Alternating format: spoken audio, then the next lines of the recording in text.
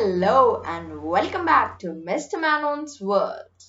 While Mr. Menon's world is quite safe, the earth does not look so safe.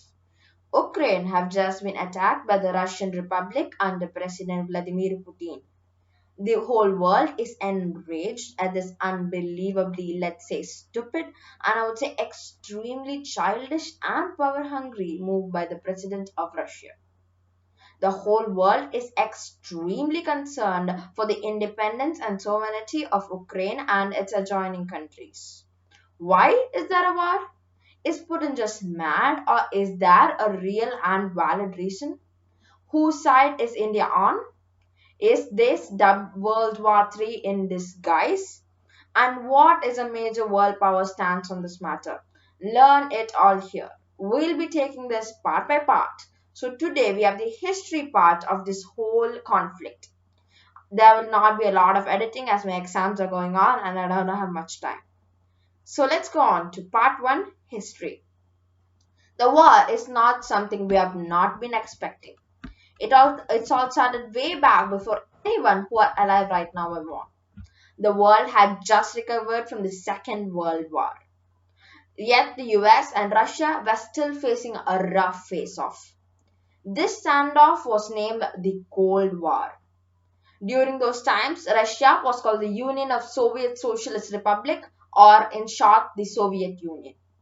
It spanned over 15 of modern countries, including Ukraine. Ukraine was the second largest power in the USSR, so after the Soviet Union toppling over in 1991, they got control over most of USSR's warheads. Although they give it up to the much bigger country of Russia in return to the protection of Ukrainian sovereignty and autonomy. Moving on to the year 2013 when Viktor Yanukovych was the president of Ukraine. The country was just offered a huge trade deal by the European Union.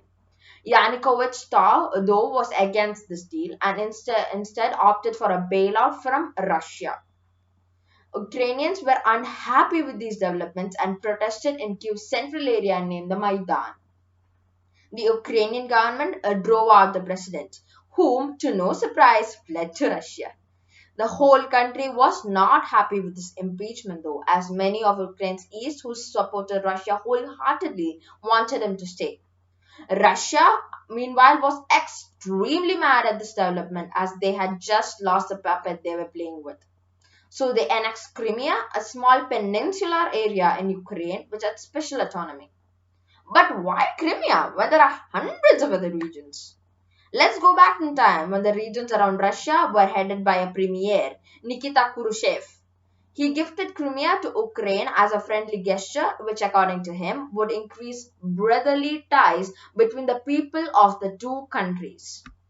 When Ukraine gained independence from the Soviet Union, they inherited Crimea as soon as Yanukovych was exiled to Russia. But Crimea also had many Russian military bases. Ukraine, though, allowed the bases to remain. Crimea was fed up with all the fighting when Russia invaded Crimea, and they voted to join Russia. Was this true? Was this vote true or not rigged? I guess we shall never know. Anyway, soon after East Ukraine's region, Donbass, filled with pro-Russian fanatics, immediately tried to seize control of parts of the country. Ukraine did not want a war, so decided to ignore them. But when they shot down a civilian plane with hundreds of Ukrainians, they launched an all-out war. Vladimir Putin immediately ordered troops into eastern Ukraine. The world leaders launched a series of diplomatic talks which ended in the Minsk agreements. The world leaders were really happy with this outcome. Ukraine promised for re-election in these regions, which has gone out unfulfilled. The war has a lot of history behind it. Now Ukraine is in turmoil with both Russia and two rebel countries to fight against. Thank you for watching. The next part shall be uploaded soon. Goodbye and take care.